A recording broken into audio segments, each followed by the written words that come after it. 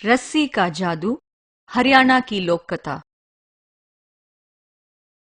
एक बूढ़ा आदमी अपने परिवार के साथ शहर की ओर जा रहा था।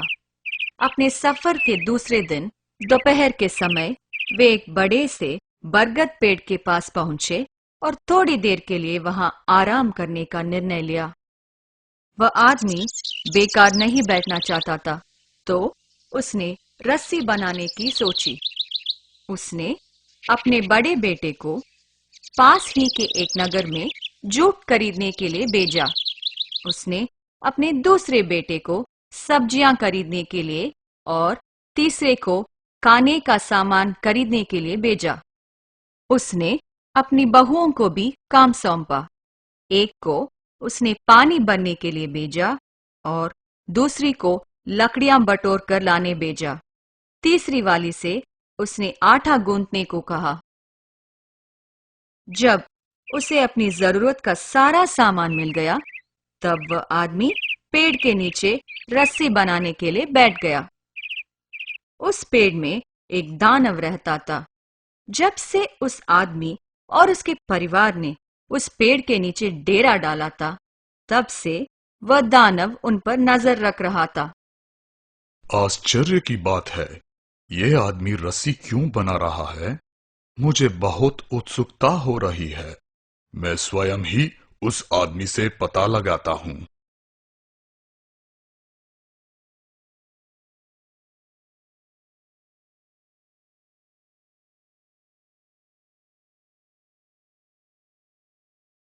अरे आदमी, तुम किस लिए इतनी लंबी रस्सी बना रहे हो?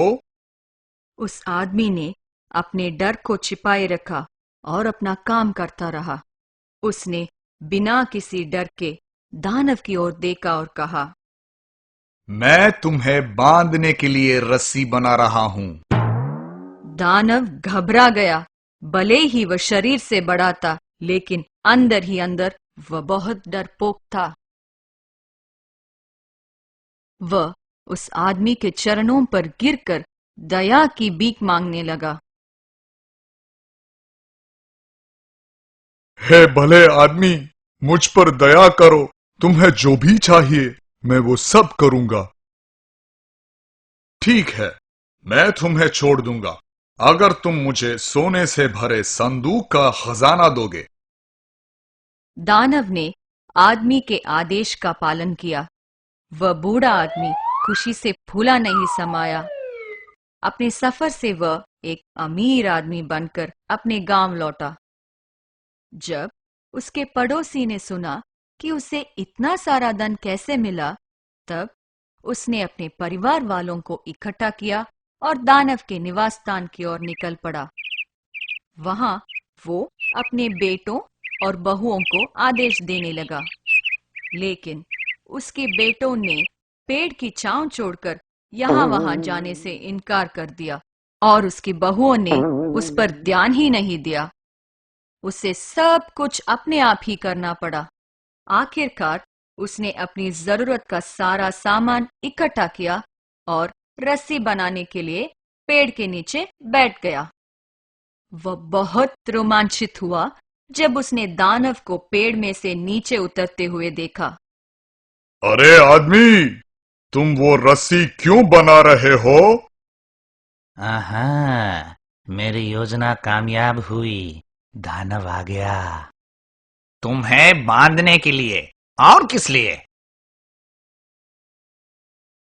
दानव हंसने लगा। तो तुम डर गए हो। अच्छा होगा अगर तुम मुझे खजाना दे दो, नहीं तो मैं तुम्हें नहीं छोड़ूंगा। अभागे आदमी, तुम्हारा अपना परिवार तुमसे नहीं डरता।